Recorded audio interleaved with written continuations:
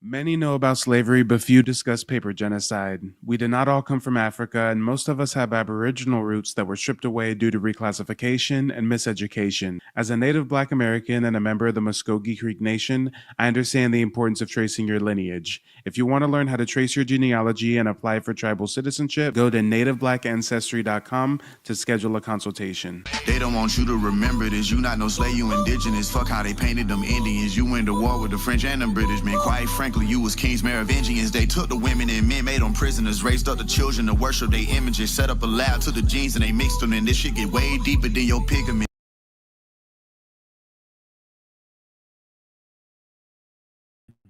All right, ladies and gentlemen, boys and girls, let me get some fists and feathers in the chat if you can hear me loud, crisp, and clear, and we'll go ahead and get this party started. Today, we're going to be taking another look into the rich history, legacy, and culture of melanated American Indians. We do not all come from Africa. Most of us have Aboriginal roots. And as always, if you've yet to trace your family heritage, hit me up. Go to my new website, nativebblackancestry.com, so you can schedule a genealogy consultation. So glad that, you know what I'm saying, I even, you know what I mean, experienced this. I'm glad I experienced you from, you know what I mean, enlighten me from the internet to, you know what I mean, online, getting one-on-one in depth, giving me a lot of information that I can take back to my people as well. And hopefully we could both get everything meshing with everything with the lineage and everything with the genealogy. This is no scam. This is all real. This is a real homeboy that put it down. He mean what he say. He got receipts and he put it down. He stands on business. Straight up. One love. One major detail missing from these early accounts of history is that these Europeans possessed guns and had been for at least 100 years. The world's oldest handguns were produced before the 1500s, and Europeans traded for gunpowder with Asia for over a century before Columbus even stepped foot in the Americas. The Spanish had been using handguns since 1356, yet no guns are pictured or mentioned in any of the art or literature from the early colonial period of the Americas. Are we to assume that Europeans only used firearms against other Europeans and not Black Americans? And this begs the bigger question. Without guns, would Europeans be extinct?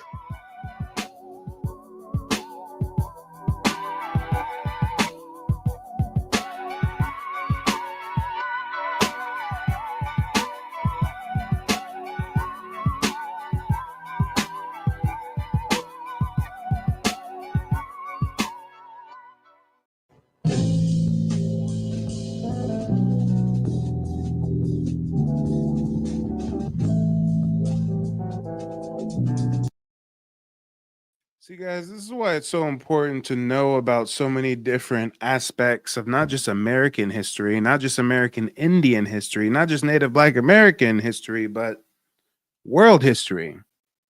Because this man, and again, if you're not familiar with this content creator, his YouTube channel is called UBTV. Check him out. He's a great content creator.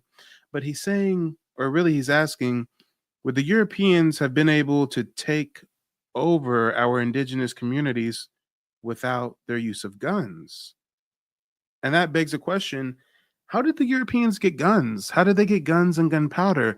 Oh, they got it from China. Well, how did they get it from China? They got it from China through the Mongolian conquests because of Genghis Khan and them, the Mongols. The Mongols subjugated, raped, and pillaged and took over Asia and then start spreading into the Middle East. And because of the reign of the Mongols, they spread gunpowder and guns from China to the Middle East, and that's where the Europeans came in contact with it. So on the one hand, you would think that Native Black American history and Mongolian history has nothing in common. But really, if not for Genghis Khan and them, Europeans wouldn't have gunpowder and wouldn't have been able to come over here and rape and pillage and kill us like they did. Just like how the Spaniards would not have been able to come over here and discover the New World and all this stuff if they hadn't just defeated the Moors. If the North African Moors didn't just get defeated, then the Spaniards don't start looking for territory in the New World and using the Moors as their vassals to get there. So, it's very interesting for us to know about world history because there's a lot of dots to connect.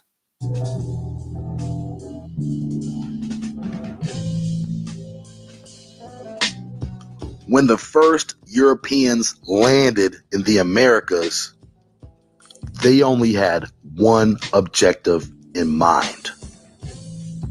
In 1452, Pope Nicholas signed Dum Diversas, declaring Rome's authority to subjugate any non-Christian into infinite slavery.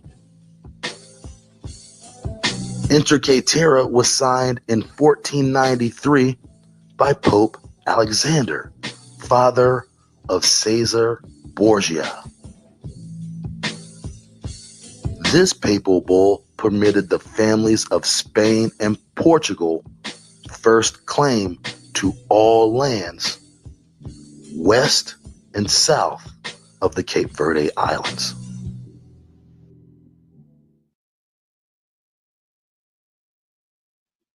Come on, y'all. And it all goes back to legal classification. How do they get the wherewithal? How do they get the moral justification to do you dirty? Hey, you're not human. You're a savage. Hey, you're not human. I'm white. You're black. Hey, you're not human. You're a convict. You're a felon.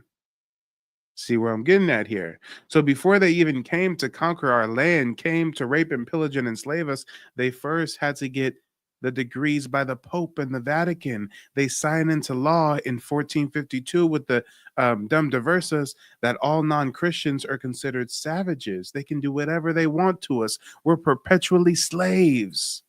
So now whenever that Spanish conquistador is feeling a little bit bad about all the little indigenous babies he butchered today, well, hey, it's legal. Hey, they're fine in the eyes of their God, in the eyes of their law. Lands west and south of the Cape Verde Islands.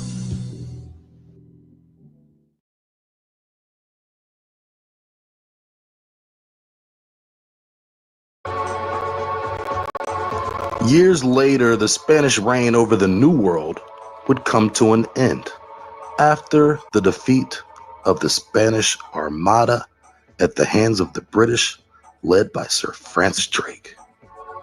On a voyage to the Americas, Drake was attacked by the Spaniards.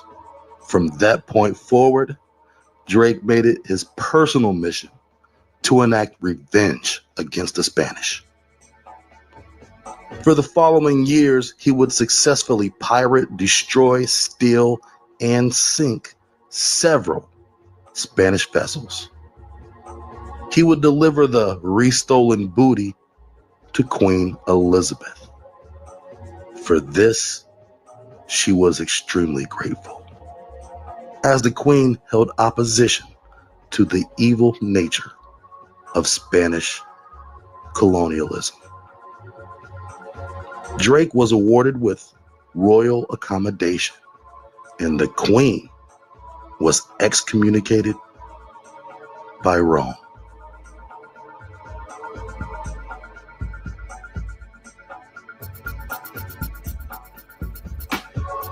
With all of the cave-adjacent countries jockeying for claim of new Indian land, including France, the Netherlands, and even Sweden, the road was now paved for the British to become the dominant colonizers. After several failed attempts to colonize the East Coast, most notably the lost colony of North Carolina, who disappeared without a trace, the British would now send joint missions to the New World with a far more aggressive military strategy than ever before. After the death of Queen Elizabeth, King James broke the large Virginia company into two competing companies. These companies were named Plymouth and London. These would be the first successful colonies that the British would ever found here in America. And this would change the course of history forever.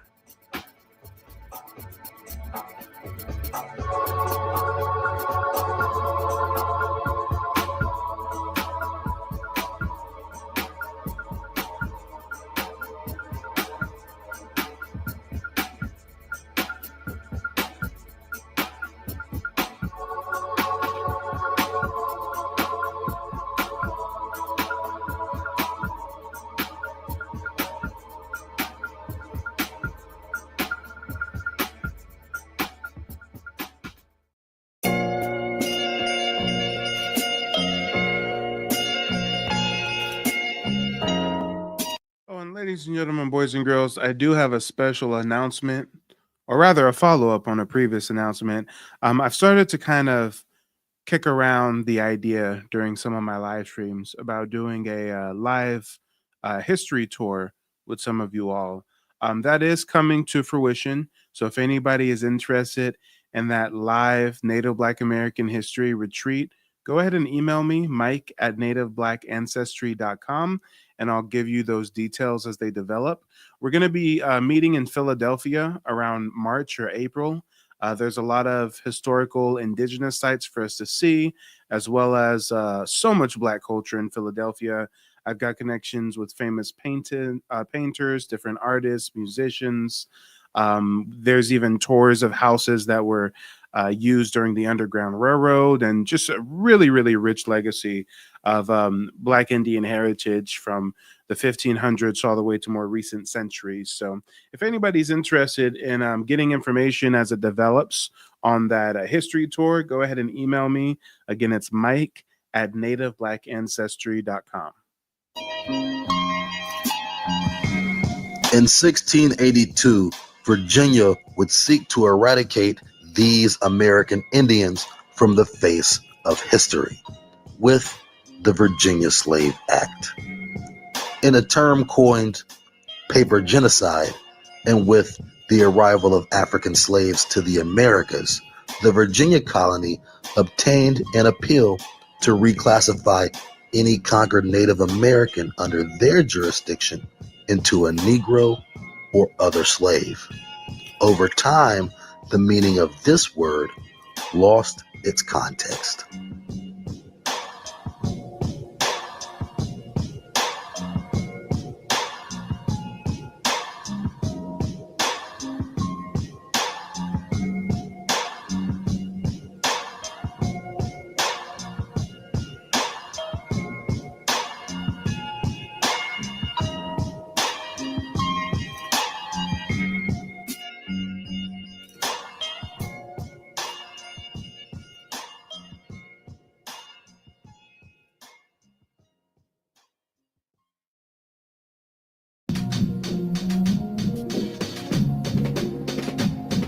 Of the African slaves shackled and shipped to America, the majority were male, brought for the specific purpose of breeding with indigenous women.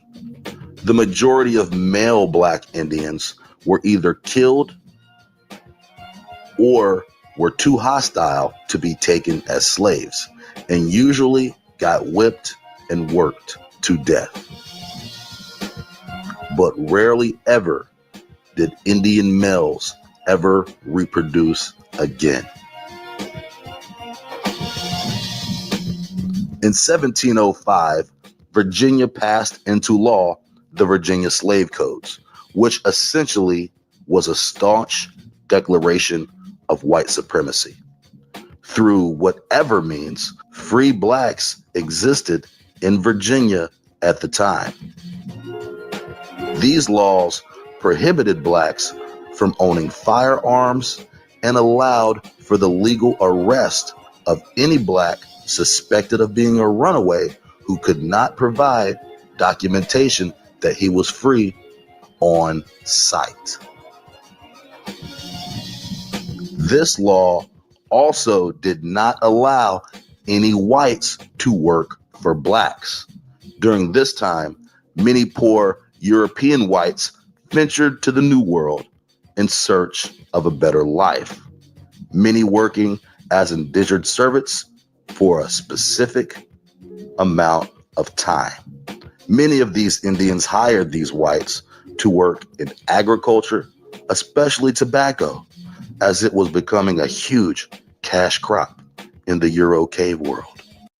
And this is, again, very, very important to highlight, because whenever you find anyone who wants to be a detractor or a naysayer about Black Indians, we'll ask them to explain to you who these free people of color are in the United States.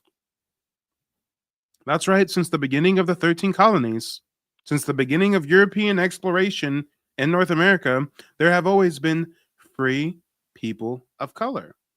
Crispus Attucks, the first martyr during the Boston Massacre, he was a free person of color. They claim he was of mixed Indian African heritage, but we know for sure about the Indian heritage. We know for sure he was black. We know for sure he was free. So if we all are supposed to come from West African slaves, who do these people that descend from free people of color, where do these free people of color come from? I had a genealogy client 3 days ago. I came to present not came to present. It was a virtual presentation. I was presenting the genealogy results. I did 3 months of research for them, traced their lineage back to the late 1700s. And guess what? I had good news. I had bad news. The bad news was I couldn't find any of their ancestors on tribal rolls. I didn't have a clear pathway to tribal citizenship for them based on their genealogy.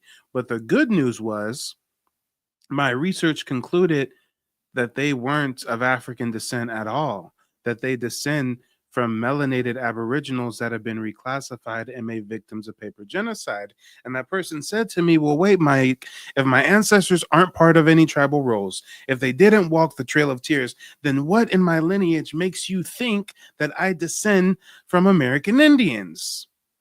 And I showed them documentation. I showed them federal census documents and other papers that listed their ancestors living in northern states during the time of slavery. Maryland was one of those places. At a certain point in time, Maryland had slavery, and they lived in Maryland, I believe Virginia as well, during the time that these states had slavery. And guess what they were listed as? Free people of color. Guys, 1 + 1 = 2. If we're armed with this fact that they're living in a place that has slavery, but they're free people of color, well, then what can we conclude? If you're going to claim that they are Africans, that they descend from Africans, well, how do these Africans transport themselves to America? How do these Africans that weren't slaves, how did they freely transport themselves to America? Or are they American Indians that stayed in their ancestral homeland, resisted Indian removal, did not get pushed to Oklahoma through the Trail of Tears, and because of that, they were reclassified and relabeled with misnomer after misnomer after misnomer? Let's talk about it.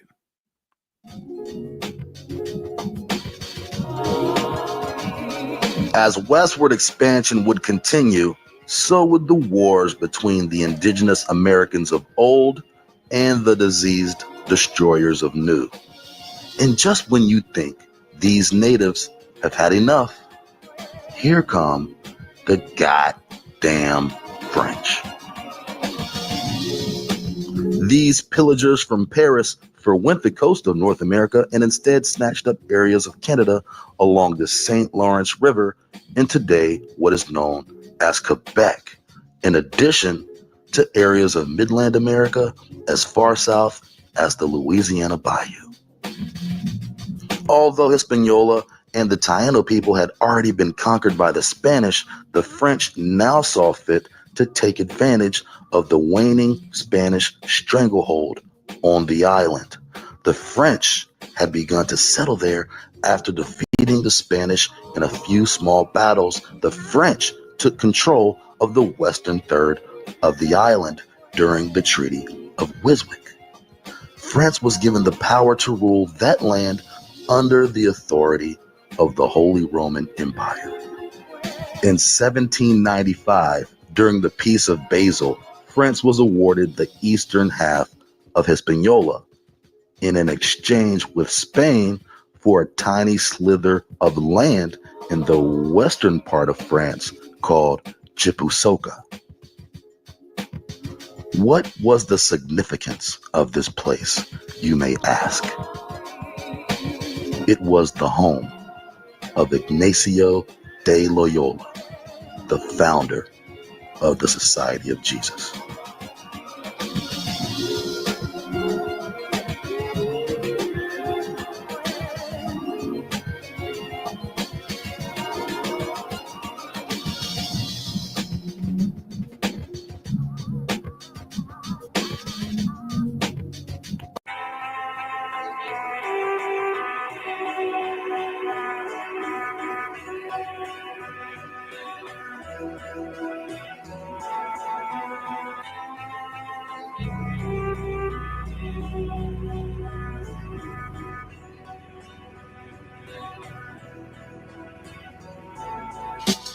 However, it would not be long before the French would lose control of the island. Newly imported African slaves, along with Aboriginal native Taino people who had been enslaved there since the days of Columbus, formed a revolution against the French. The natives defeated the French, committing Napoleon Bonaparte to a humiliating defeat at the hands of slaves. In 1804, Haiti claimed its independence from France. The French had been no less evil than the British or the Spanish. Taino and African people had been subjected to the worst conditions working on sugar plantations. It was even documented that pregnant women would abort their own children rather than to have them born into captivity.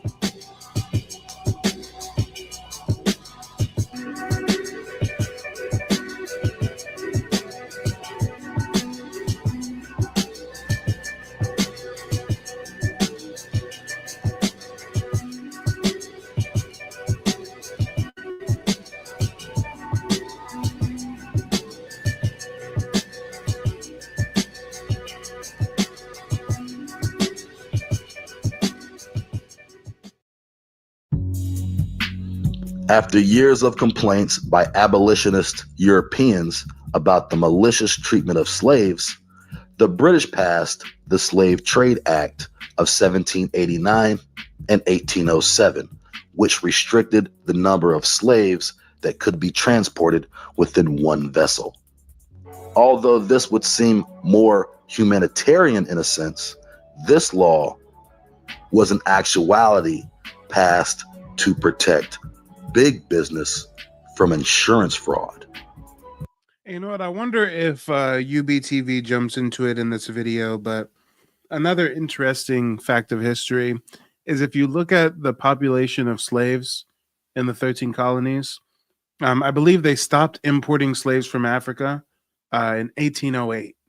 But if you see the years after 1808, you see the slave population double, triple, quadruple. It just gets larger and larger and larger. And again, you have to ask, if they're not importing any more slaves, and these slaves that are already here can't have babies at this fast of a rate, where are all these new slaves coming from? These slaves are taken as prisoners of war from skirmishes that the U.S. government has with indigenous tribes. They took them, reclassified them, enslaved them. They took them, reclassified them, enslaved them. And if they ran away or weren't a good slave, then they'd ship them to the Caribbean or ship them to Europe or ship them elsewhere. Long before the transatlantic slave trade, there was an Indian slave trade that no one talks about. After the Zong massacre, in which 130 African slaves were massacred and or thrown overboard, the British would be the first invader Europeans to push for the abolishment of slavery. But of course, this idea wouldn't stick and would eventually evolve into various forms of capitalistic slavery that we still suffer from today.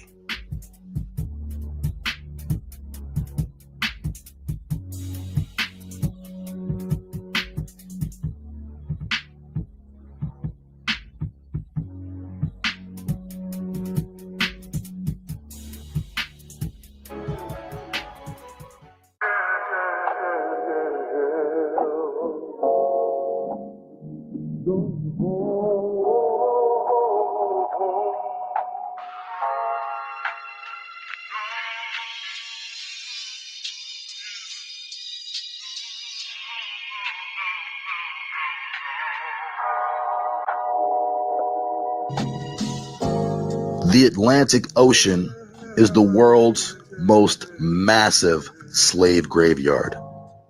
Beneath these waters rest an innumerable amount of souls, relinquishing their last breath of life into the treacherous, lonely abyss of the great deep.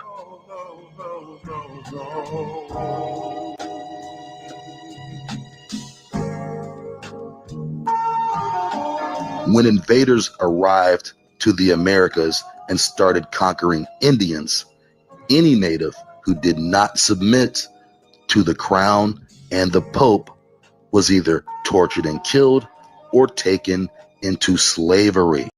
He's knowledgeable about his information about the American Indians and how we change our classification over time and the different types of mounds and different rules from the French, from the British. If you want viable information, you want to really find out who in your lineage and who are the people you come from, I suggest going with Mike TV. His prices are affordable. He's not like some of these other people out here. I urge, go with Mike TV. And as a result, the majority of the slaves taken from North America were sold in Europe, Asia, and Africa.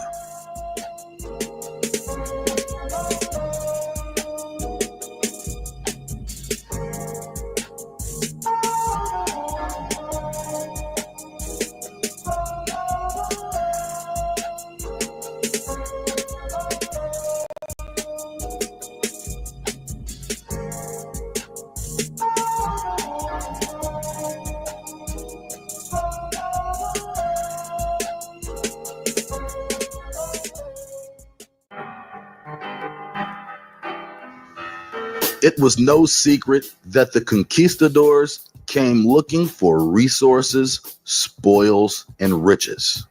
Rumors of El Dorado, the great golden city, triggered a swell of infectious Gentiles crowding into boats and sailing to Zion.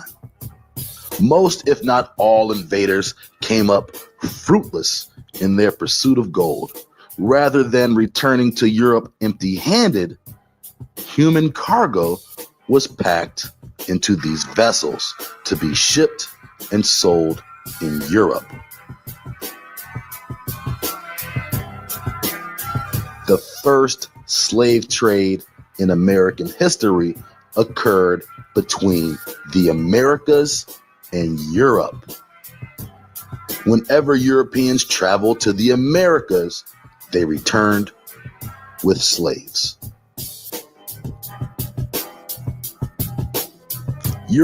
Come on, y'all. My tribe, the Muskogee Creek Nation, we've been in contact with these dirty-ass Europeans since the Spanish conquistador De Soto stepped foot in Alabama in 1540. Yeah, you heard that right. 1540. My tribe been dealing with them since 1540. Europeans made thousands of trips to America from 1492 until 1859. Are we to assume that in 367 years, Europeans did not extract Black Americans and sell them in Europe? It was often reported that DeSoto had more slaves than soldiers. Those slaves were Black Indians. Are we to assume that after those battles and collecting slaves, the conquistadors freed these captives and went back to Europe with nothing of value to trade or sell? What was the real reason for intermingling African male slaves into the indigenous population?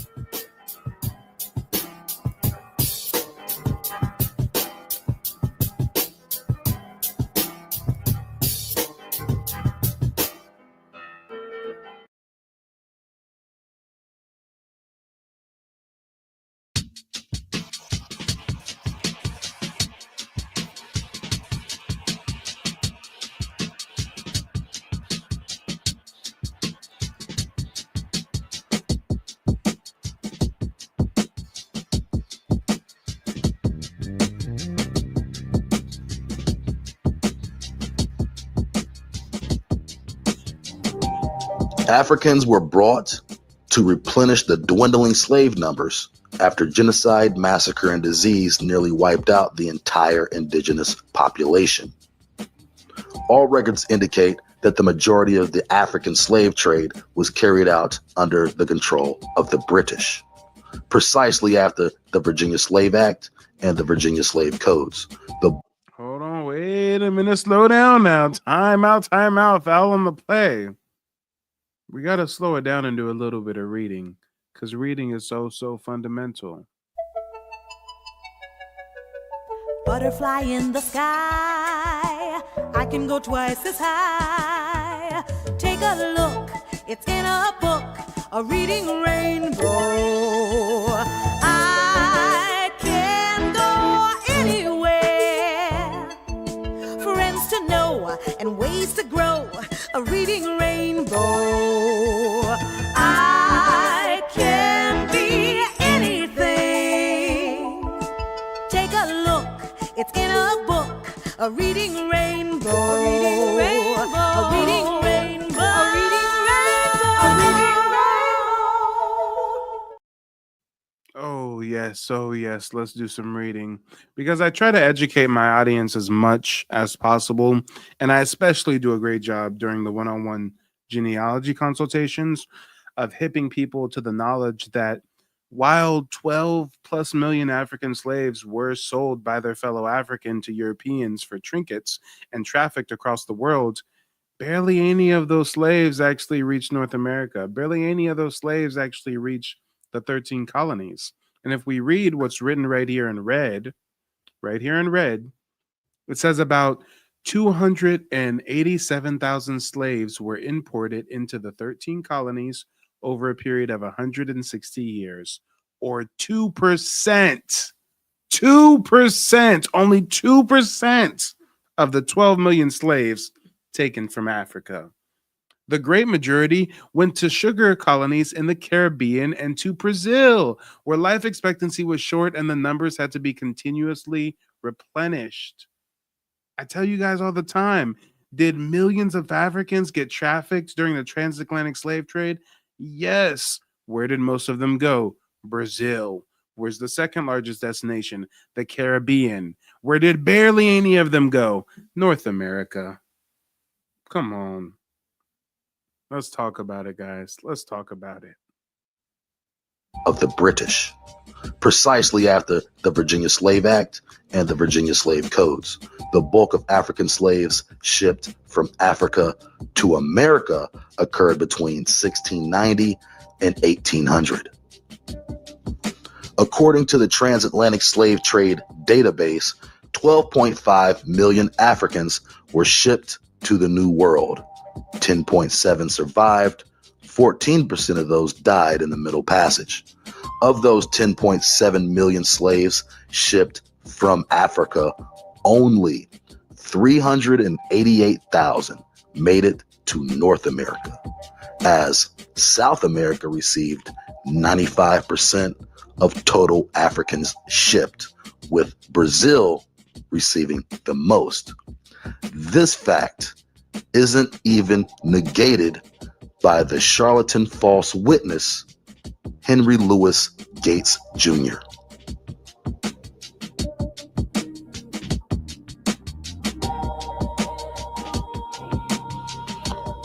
During the American Revolution and thereafter, slave numbers nearly doubled by 1810, but the British signed the Slave Trade Act in 1787 and stopped shipping Africans by 1808. So where did all these new slaves come from? Told you guys, 1808, they stopped importing slaves to North America. Well, how come from 1800s to 1810, we go from 851,000 slaves to 1.1 million? Come on, y'all. I think he's going to show some more graphs here that's going to highlight the fact that the math ain't mathin'. Less than 400,000 landed in America in the span of 367 years. Yet the slave population jumps by 400,000 in the span of 20 years.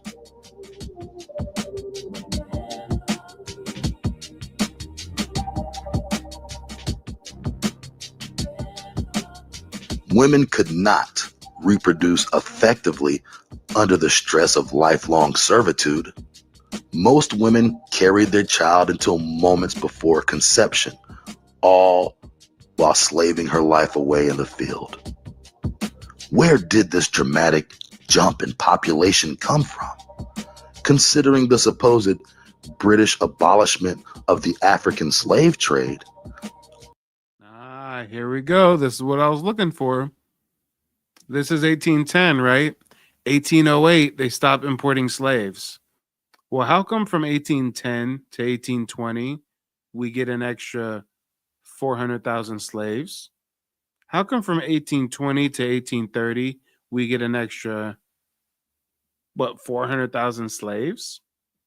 From 1830 to 1840s, we get another, almost 500, 600,000 slaves. How is the slave population growing at such an alarmingly fast rate if they're not importing slaves anymore? The birth rate can't support this data. The birth rate does not support slaves living under harsh conditions, malnutrition, beaten, chained, being able to increase their population under natural means. So why is the slave population increasing so fast? Low life expectancy and recessive birth rate amongst slaves, one would think that the overall population would surely drop. But that would not be the case, because in 1860, the slave population had exploded to over 4 million in the United States, yet a new African slave had not legally stepped foot in the United States in over 50 years.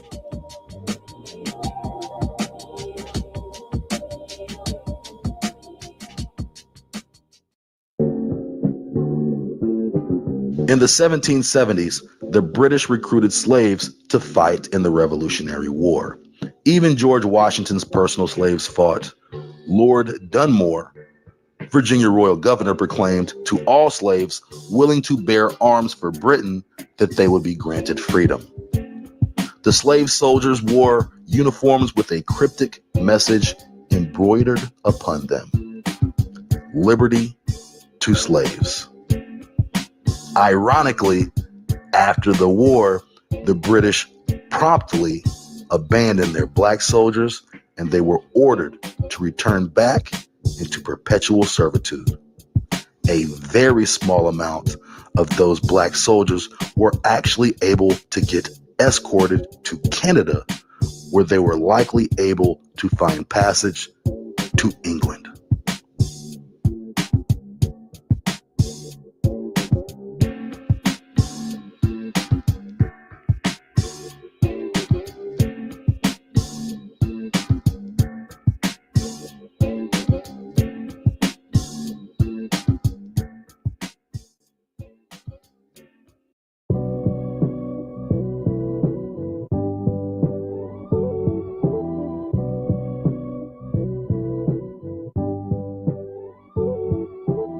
Plantation conditions were beyond treacherous.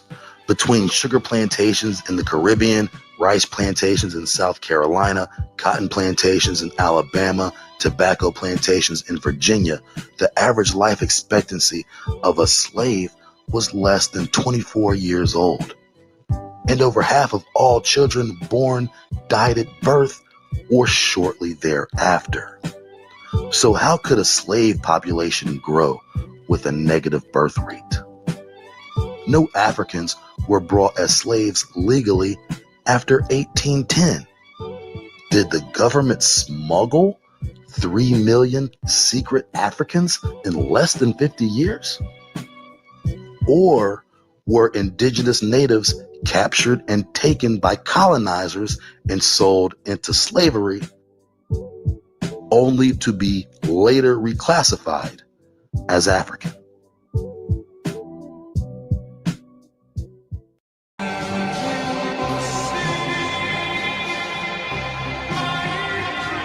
During this time of mass growth of industry, also came the influx of new Indian slaves to all these southern plantations at the hands of men like Andrew Jackson.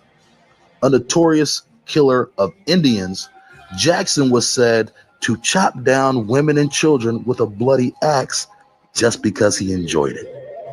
Jackson was also a wealthy slave owner himself and represented both the rich and common white man. These Southerners wanted to push all Indians by force out of the remaining territories they still inhabited. For anybody who is on the fence about having Mike help you or walk you through or educating you about genealogy and the genocide that has happened with the paper trail, I implore you to reach out, allow him to educate you and assist you in this process. I have learned so much in this consultation. I feel educated, empowered, and excited for learning about my history, and looking forward to the future. So if you're on the fence, please go ahead, hit up Mike. I promise you will not be disappointed. Harboring a severe hatred for Indians, Jackson and Southern whites pushed legislation to pass the Indian Removal Act. For joining up to fight against the Indians, Jackson promised to reward any poor white with regentrified Indian land.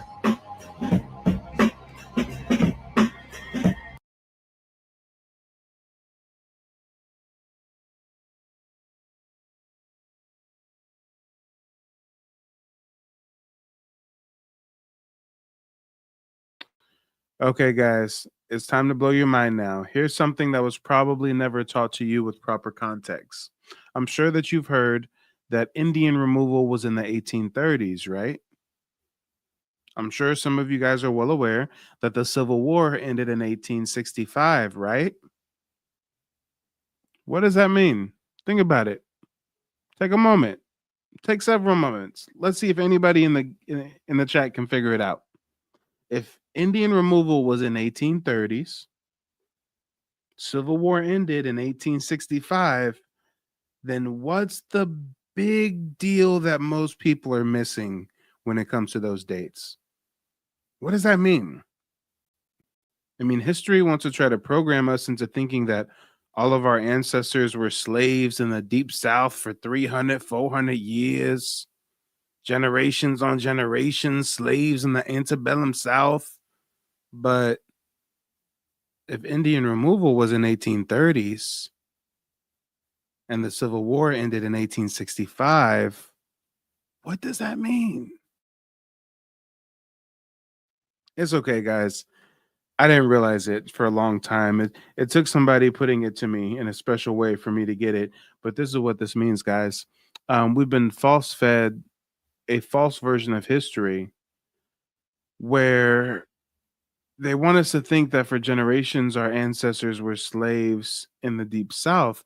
But in actuality, like Shel the Lamp is saying, the South was only colonized by European settlers for what, 30 years, 30, 40 years? They pushed all the Indians out in 1830. They finally get all the Indians to go to Oklahoma. Now the South is in the white man's control in 1830. And they only reigned for 35, damn near 40 years before the Civil War is popping off and ends and they lose, right? There's another thing most people don't realize. A lot of the lynching and harsh treatment and killing and butchering black folks in the South didn't even happen during a time of slavery. It happened after emancipation. Why is that? Well, now armed with proper context, you realize them white boys was scornful as a motherfucker. They put in all that work to force them Indians to relocate in 1830. They get the South as theirs and they run it up, get to a bag with them slaves working for free for only 30, 40 years before the North comes, wants their piece of the pie, says, oh, you ain't gonna give it to us? Well, we gonna free the slaves now. And now that Southern plantation fantasy is coming to an end. So now you see why they were so spiteful and so scornful. And because at the same time that we got emancipated, a few short years after that, we building Black Wall Streets and we driving the new Ford Model T and we stunting, and then white folks is living in squalor as our neighbors. So now you see why the Greenwood Massacre and the Rosewood Massacre and things like this took place. Jealousy, envy.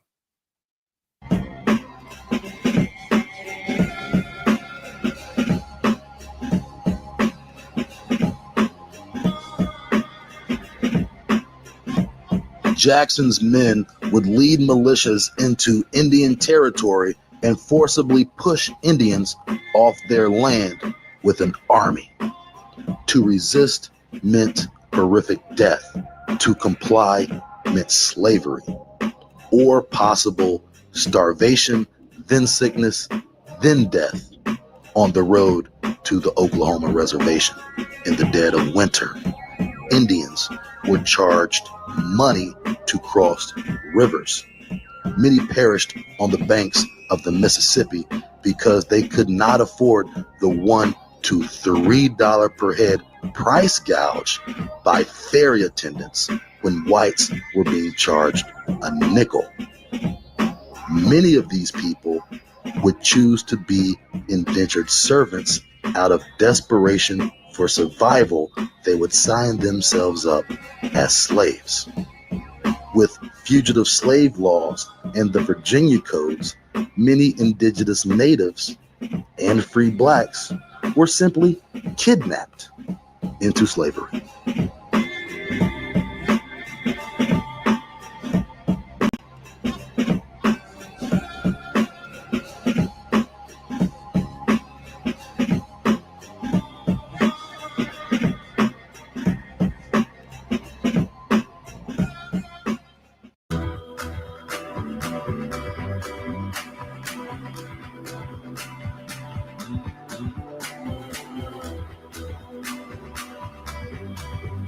And actually, there's a horrific story that my tribal ancestors tell about the Trail of Tears, where, as he mentioned, ferry operators would charge Indians a large amount of money to cross the river.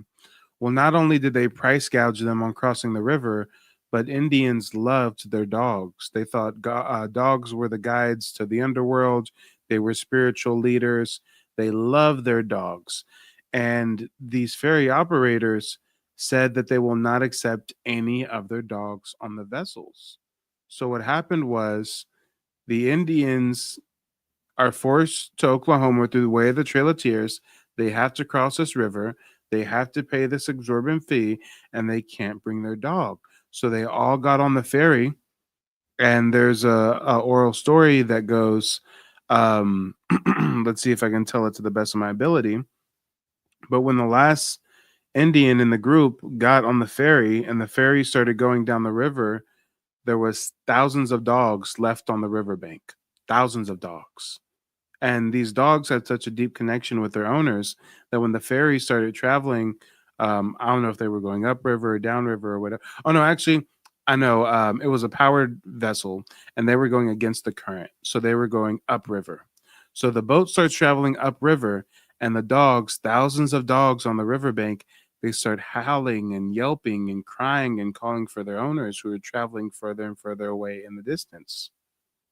Well, eventually, at a certain point in time, the ferry, gets certain distance away, and the dogs all at once, they jump in the river and they start swimming against the current after their owners that are in the ferries.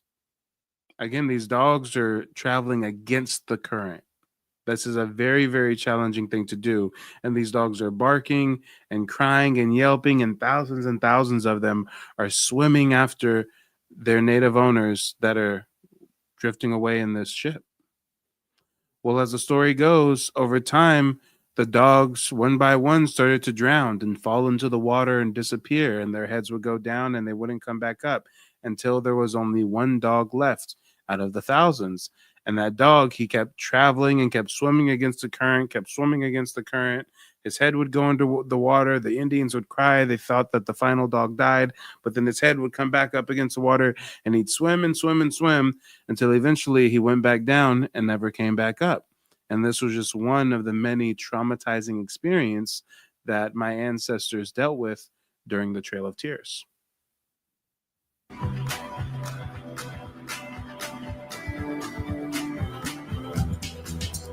Chattel slavery is possibly one of the most inhumane forms of servitude. It implies that a slave is no more valuable than a head of cattle. This was the form of slavery that American Black Indians had to endure, worked to death in the hot, muggy heat of the Southeast United States, captive on their own land, tilling the earth, breaking their back for their oppressor and master. The slave trade was extremely profitable for both areas of the country, North and South.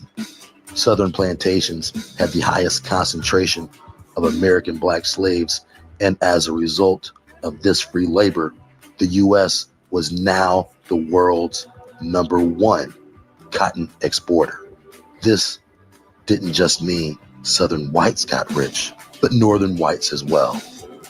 The North was able to build industry around slavery, including but not limited to banking, insurance, transportations, manufacturing, and textiles.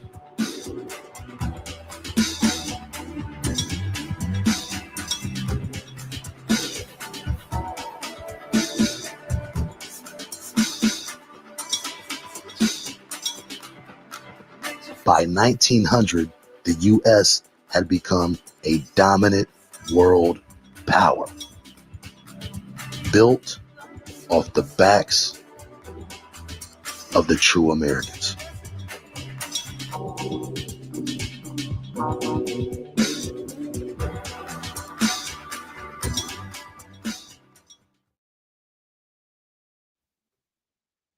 All right, ladies and gentlemen, boys and girls, that's all I have for you this evening.